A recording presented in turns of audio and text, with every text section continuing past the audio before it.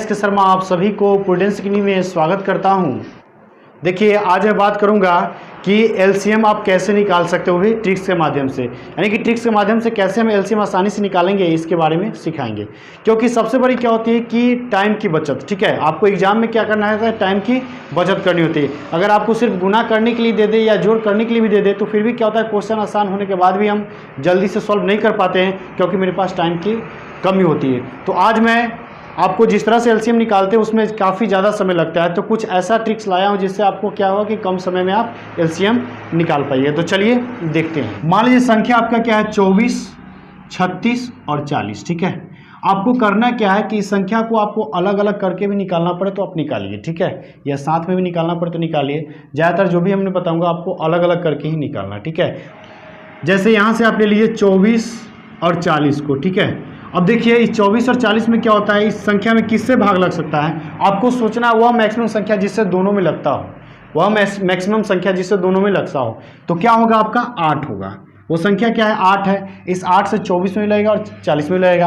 8 3 का 24, 8 5 का 40। ठीक है, अब देखिए आपको याद रखना है यहाँ से क्या कि जो संख्या बड़ा होगा ना उसके भागफल से आपको मतलब नहीं रखना है। इस बात को याद रखना है, यानी कि 5 से आपको मतलब नहीं रखना है। ठीक है, तो यहाँ से जब आप एलसीएम निकालते कैसे निकालोगे, इस 40 को 3 से गुना कर दो, यानी कि यहाँ से क्या हो जाए 40 गुने 3 यानी क्या हो जाएगा 120। अब आप दूसरी बार क्या करोगे, अब दूसरी बार क्या करना है, देखिए एक संख्या ये मिल गया आपको 120 और दूसरी संख्या इसमें क्या बचा हुआ है 36। तो आप क्या करो 36 और 120 का एलसीएम निकालो। 36 और 120 का क्या करो आप एलसीएम निकालो।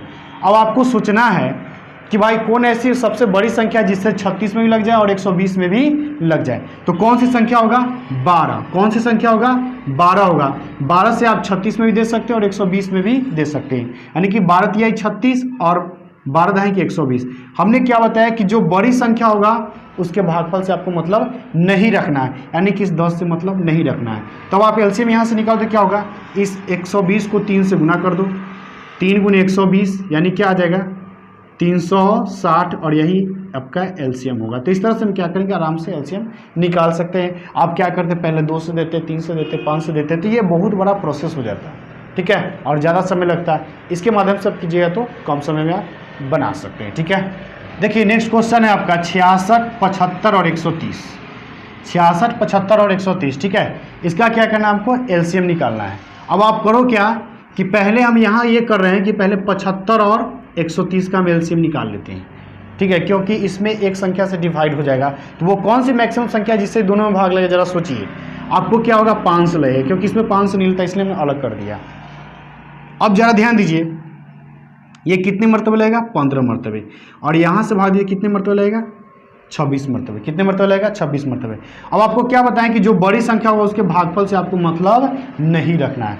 तो क्या करना है, इसी को गुना कर दीजिए, यानी कि यहाँ से 15 गुने आप 130 कीजिए तो क्या आ जाएगा, यहाँ से जो आपको आ जाएगा वो कितना हो जाएगा, ये हो जाएगा आपका 13 पचे का 65, 13 पचे का 65 और 13 एकम 13, 13 एकम 13। ठीक है, और 6 तो क्या हो जाएगा 1950। क्या आएगा 1950। ठीक है, अब देखिए यहाँ पर क्या बचा हुआ है 66, यहाँ पर क्या बचा हुआ है 66 और यहाँ से क्या मिला आपको 1950।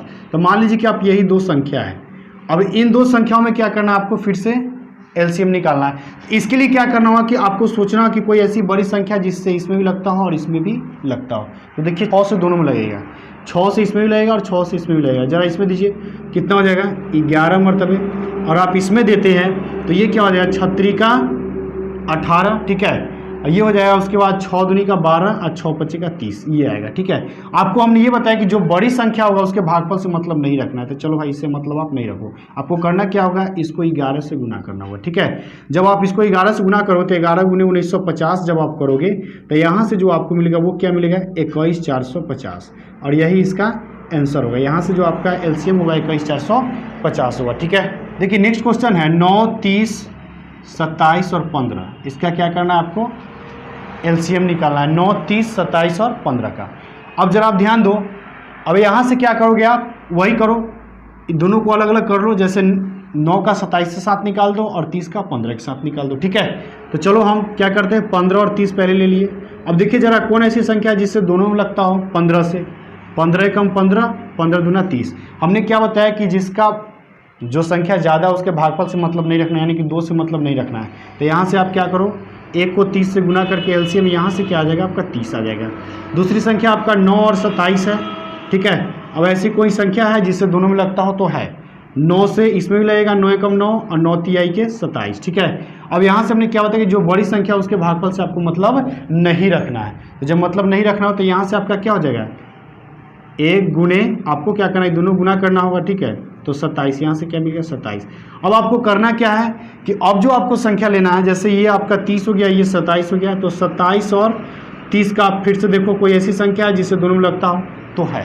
कौन संख्या है, 3, 3वां 27 और 3 दहाई के 30। अब जो बड़ी संख्या क्या है इसमें 30, फिर इसके भागफल से आपको मतलब नहीं रखना है। अब करना क्या, इसको इससे गुना कर देना है, यानी कि आप गुना करो 9 को 30 से, तो क्या मिलेगा 270, और यही सवाल का आंसर होगा, ठीक है। देखिए नेक्स्ट क्वेश्चन है आपका 6, 7, 8, 9, 10, ठीक है।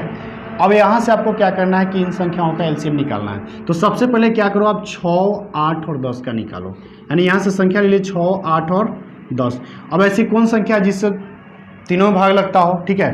तो आपको 2 से आप भाग दोगे तो क्या 3 मरतबे, यहाँ पे 2 तो कितने मरतबे 4 मरतबे, और यहाँ से 2 तो 5 मरतबे। हमने क्या बताया कि जो बड़ी संख्या होगा उसके भागफल से मतलब नहीं रखना है, 5 से आप मतलब नहीं रखें, बाकी बात सबसे रखो। तो यहाँ से एलसीएम कैसे निकालो, पहले 3 से 4 से गुना करना होगा, फिर 4 को 10 से गुना करना होगा, यानी क्या हो जाएगा 3 गुने 4 गुने 10। तो यहाँ से आपको जो मिलेगा वो क्या हो जाएगा 120 होगा। अब आप क्या करो, अब आपको क्या क्या संख्या बच चुका है, यहाँ 7 बचा है, 9 बचा है, और यहाँ क्या हो गया 120 हो गया, ठीक है। अब आप सोचो कि कोई ऐसी संख्या जिससे तीनों भाग लगे, तो तीनों में तो नहीं लग सकता है, तीनों में कोई संख्या से भाग नहीं लग सकता है, लेकिन 9 और 120 में लग सकता है। वो भी कितना से लगेगा, तो 3 से लगेगा। तो जब आपको 3 से लगेगा तो इसमें नहीं लगेगा, इसलिए इसको उतार दो, 9 में लगेगा तो लगा दो, और इसमें लगेगा तो ये भी लगा दो। हमने आपको क्या बताया अभी कि जो बड़ी संख्या उसके भागफल से मतलब नहीं रखना है, तो चलो नहीं रखो। अब जब नहीं रखोगे तो आपको क्या करना होगा, इस 7 को 3 से गुना करना होगा, फिर इसको इससे गुना करना होगा, ठीक है। अब देखिए यानी कि आपको करना है कि 7, 3 और 120 को गुना करना है। यहाँ से जब आप गुना करो तो क्या मिलेगा आपको 25, 20, क्या मिलेगा 25, 20, और यही सवाल का आंसर हुआ, ठीक है। देखिए नेक्स्ट क्वेश्चन है 8, 9, 12, 15, ठीक है, यही आपका संख्या है। अब आपको करना क्या है कि यहाँ से इसका एलसीएम निकालना, ठीक है। तो आप क्या करो, पहले आप ले लो 9, 12 और 15 को, ठीक है।